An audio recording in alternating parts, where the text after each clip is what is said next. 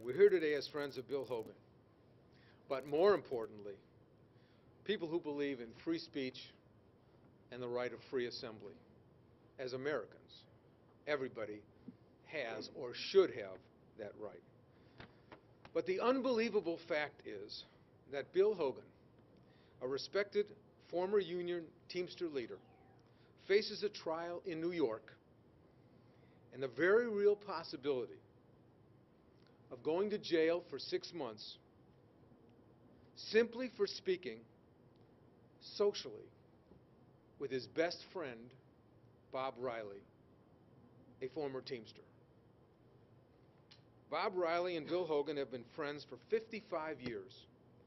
Their families have attended weddings, birthdays, anniversaries, and funerals together. They've worked together in union organizing drives. How is it possible in 2009 in America, when our Constitution guarantees the right of free speech, that an American citizen can go to jail just for talking to his best friends? That's right. No exceptions here. Just for talking to his best friends.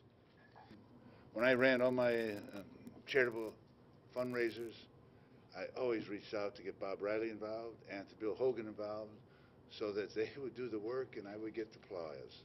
And they did a fantastic job, outstanding job. This, I don't understand in this day and age how anybody could play around with a person's life like they are today.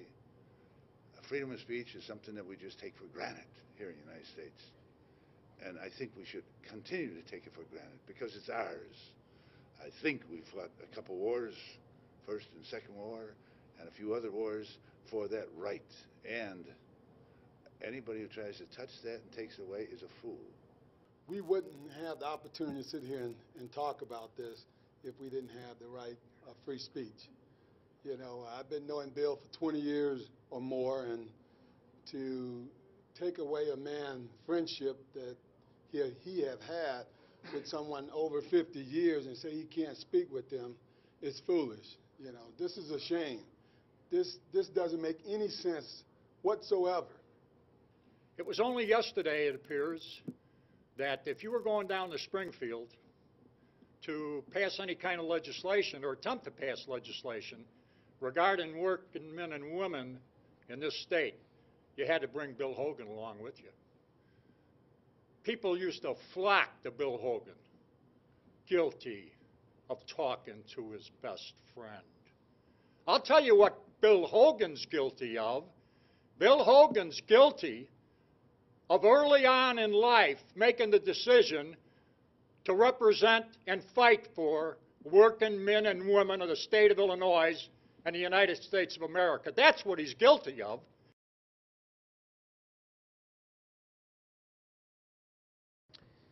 Former federal prosecutor Rudy Giuliani, 20 years ago, took a legal shortcut and used the RICO statute to take over an entire union by installing a controversial watchdog known as the Independent Review Board, or the IRB. The IRB operates with an $8 million budget out of union members' dues without any checks or balances. Banned Teamster members are barred from speaking even socially on non-union subjects with their lifelong friends.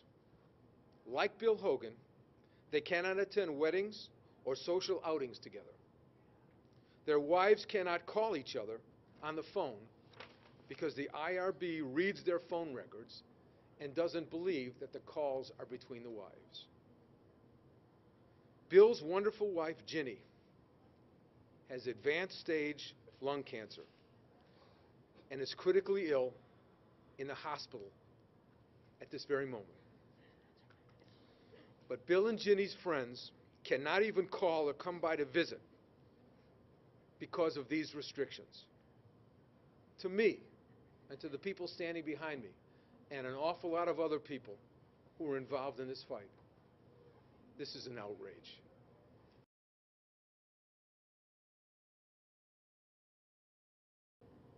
Truth of the matter is, all these people standing behind me right now, if they were to join the Teamsters Union tomorrow, they have to give up their right to talk to me. That's what this is about. This is a union that took my rights away from me. A union's supposed to protect you.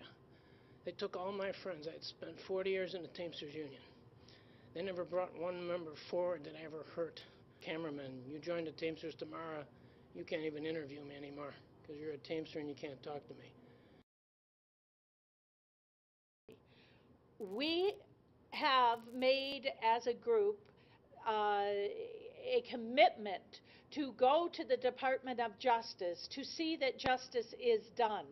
We have petitioned. We've gotten state legislature, also federal congressmen and senators to say, why is there this organization, this board, the Independent Review Board, that has powers that can put a person in jail for the ability to talk to another one of his friends?